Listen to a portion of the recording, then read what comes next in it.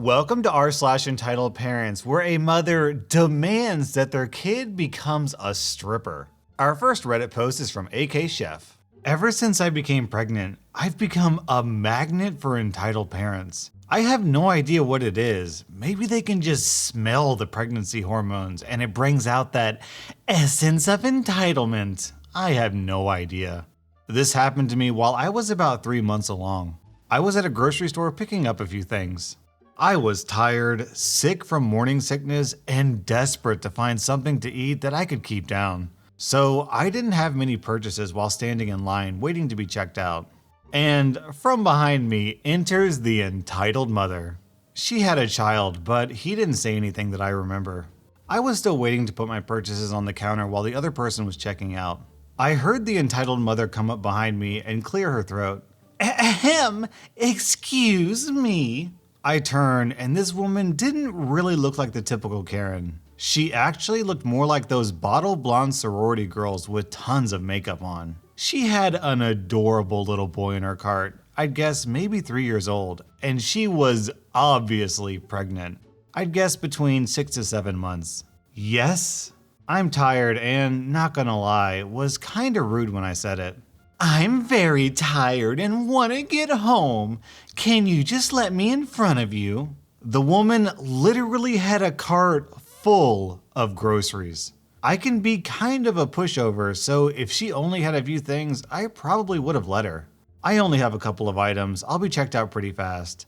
Oh, come on. I'm pregnant and very tired.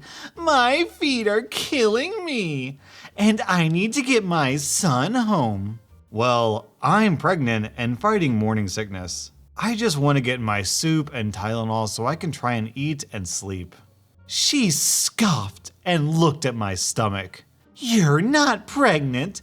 Don't give me that BS. Lady, I don't really care what you think.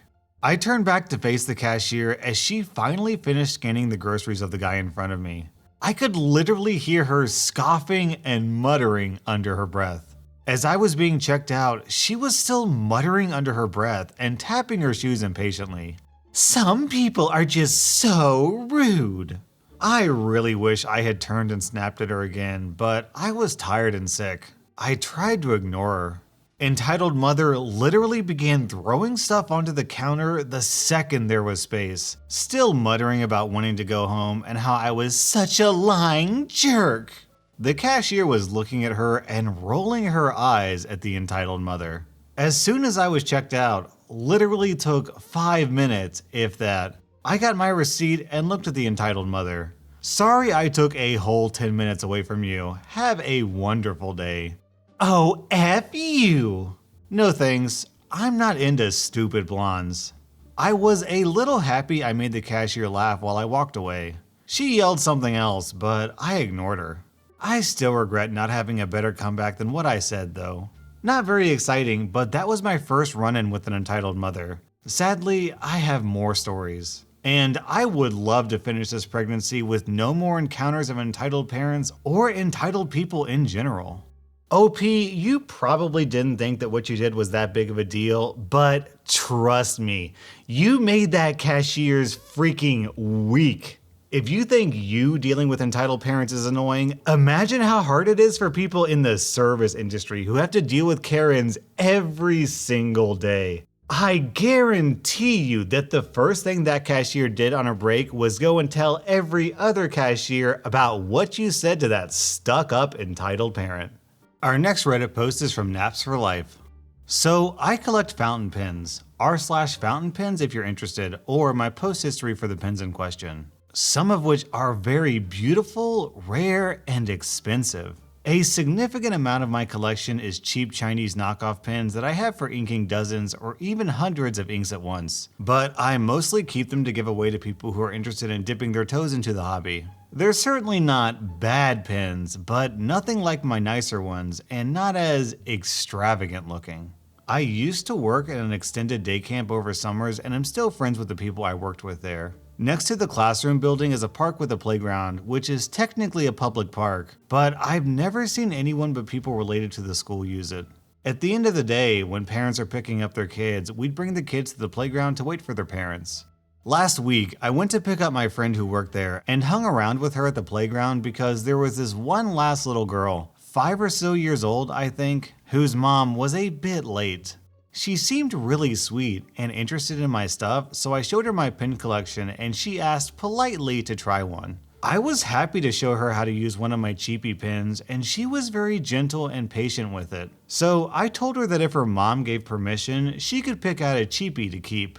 Eventually, her mom showed up with another mom and another 5-ish-year-old girl. She immediately ran to her mom and started excitedly telling her about the pins. And her mom said she could have one, so she ran back and carefully picked one out. While she was happily showing her mom, I heard the other mom telling her kid, "Go ahead and pick one." The other little girl came up and immediately pointed at one of my, admittedly very colorful and sparkly, expensive pins and said, "I'd like this one, please." She was never pushy during the whole incident, so I can't fault the child. The mom, though. So I started explaining to her that this was my personal collection. And if I could show her how to use one of the cheapies, and if she was nice to it, I would let her pick one of those.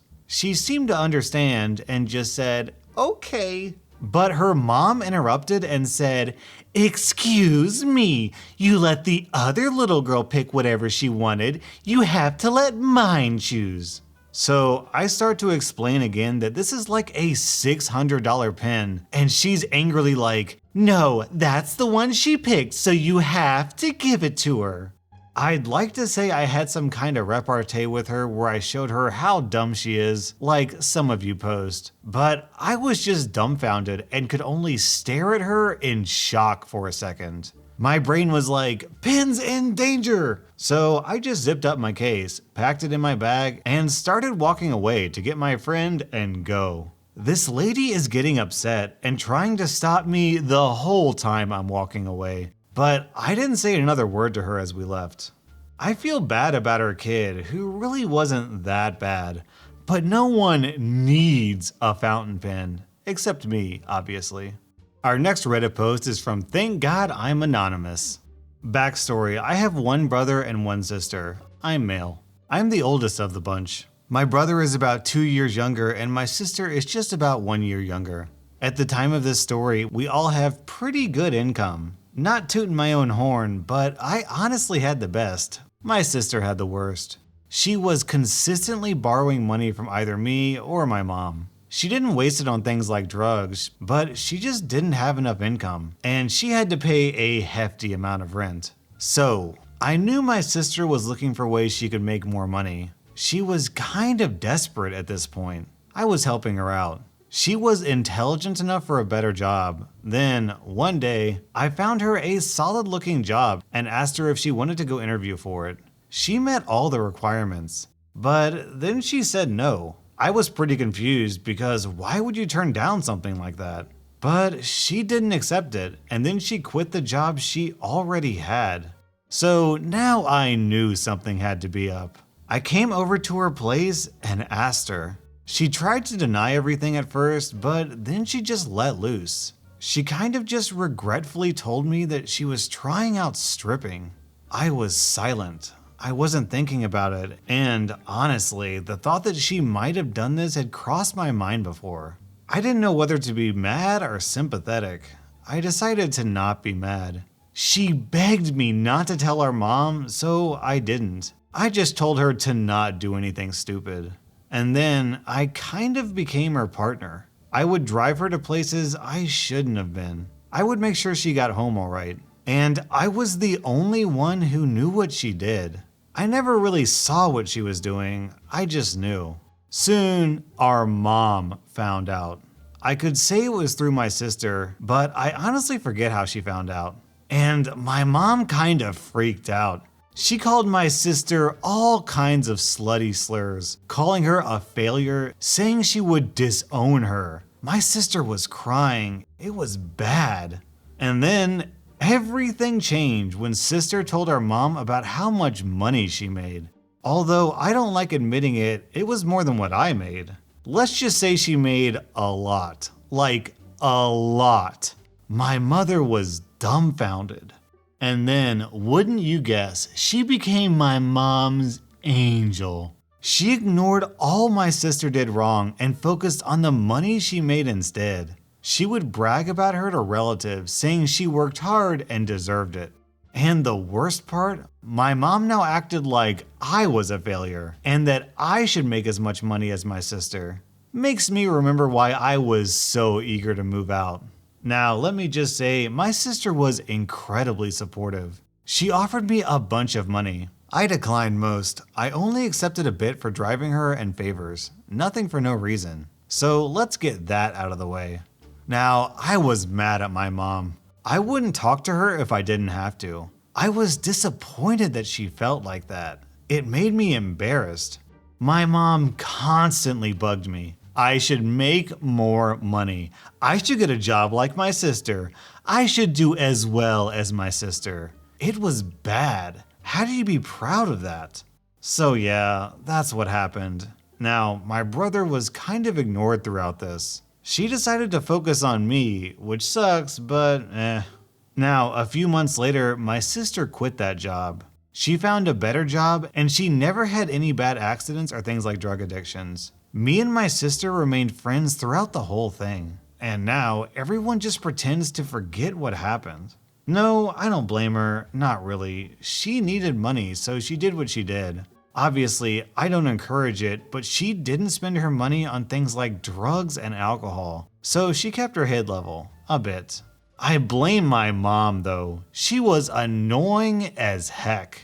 Hey, OP, when you said, and then I became her partner, that's not the best way to phrase that sentence. I think most of my viewers probably had Sweet Home Alabama playing in the back of their heads. Our next Reddit post is from Zariva.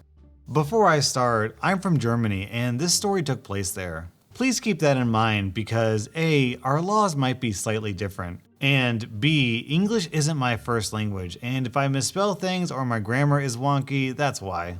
So in the early 2010s, I was trying on sneakers in a shoe store downtown with my purse lying next to me on the floor.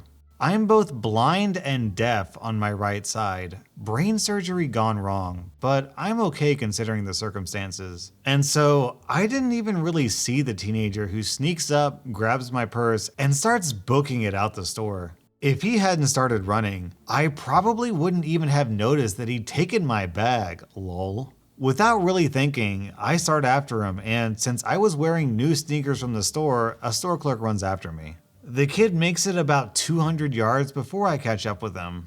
Now, I didn't try to tackle him. I just wanted to grab him and we lost our balance. The poor guy tries to catch our fall with me on top of him. He was maybe 150 pounds, I was maybe 185. And there was a sickening crunch. OP points out in a later update that this caused a wrist injury with a dislocation and fracture of the ulnar. I instantly feel horrible for the chap and try to see what's wrong. I used to work as an EMT. The clerk from the shoe store is standing there staring at us, trying to figure out what just happened. The kid's clutching his arm and trying to act tough. He might even have tried to get back up and keep running, but there were too many people around us now and he changed his mind. I asked for an ambulance to be called, but it's the police who showed up first, called by the store, and asked what happened. I explain. The store clerk explains. A few witnesses chip in. The police ask if I want to press charges, and I say something like, I think he's been punished enough. Fast forward about a month. In short succession, I get 2 letters. One is informing me that the police are looking into a battering charge against me. The second is a summons into court, and I can't believe my eyes. I'm being sued by the purse snatcher for damages for pain and suffering. They wanted something around 8,000 euros for the broken wrist.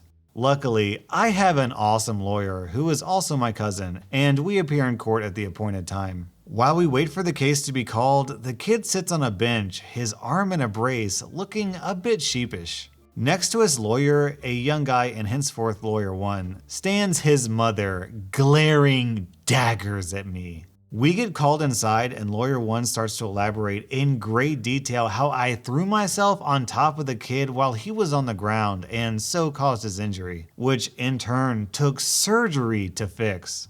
It's hard for me to keep quiet, but I bite the inside of my cheek and hold my tongue. Once his lawyer is done, my cousin gets up and the first thing she does is inform the judge that the injury was caused during a crime, explaining about the purse snatching. The judge pauses, looks at lawyer 1, and asks if he was aware of this. He says yes, but that it shouldn't matter because in their view, I caused the injury deliberately and therefore the circumstances shouldn't matter.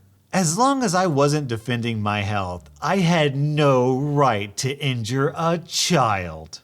The judge has 2 questions. Were there any witnesses and why were there no charges filed against the thief? My cousin produces statements from witnesses. The first police report of the incident and the documentation about the suspended investigation about whether or not I should be charged for battering. She also informs the judge that the police had followed my wish in not filing charges for the theft and explains that I felt the kid had suffered enough due to his injury. This is where entitled mother makes her first big mistake. She interrupts my cousin before she can finish and says something like, "Obviously, she was afraid she'd get in trouble for what she did to my poor child, and the police did not do their job properly." Lawyer 1 tries to shush her and apologizes to the judge, saying his client is clearly in emotional distress over her child's injury. Her poor child, he was 17, meanwhile sits in his chair behind lawyer 1 and entitled mom and looks like he's trying to disappear into the floor. The judge, in an unusual move for a German court, asks the kid directly if he thinks I injured him on purpose. He sort of shrugs, and right there, entitled mom makes mistake number 2. "That fat cow threw herself onto my poor child when he was lying in the street. She should be locked up." Now, in Germany, you can't just say rude things like "fat cow" to someone, even if they're true. At least the fat part, lol. Especially not in court. My cousin turns around to me and silently mouths, "Wow." There's even a murmur of reaction from the 3 or so people sitting in the back of the court. Many court proceedings are open to the public in Germany. The judge looks at entitled mom, who is again being shushed by lawyer 1, not quite as gently this time, and who stage whispers, "It's true." When all is quiet again, judge waits a few more seconds, just glaring at entitled mom, teacher style. Then the judge looks at lawyer 1 and asks, "Do you want to proceed with this nonsense?" Before lawyer 1 can say no, it would have made the court cost cheaper, I think. Entitled mom says, "Yes."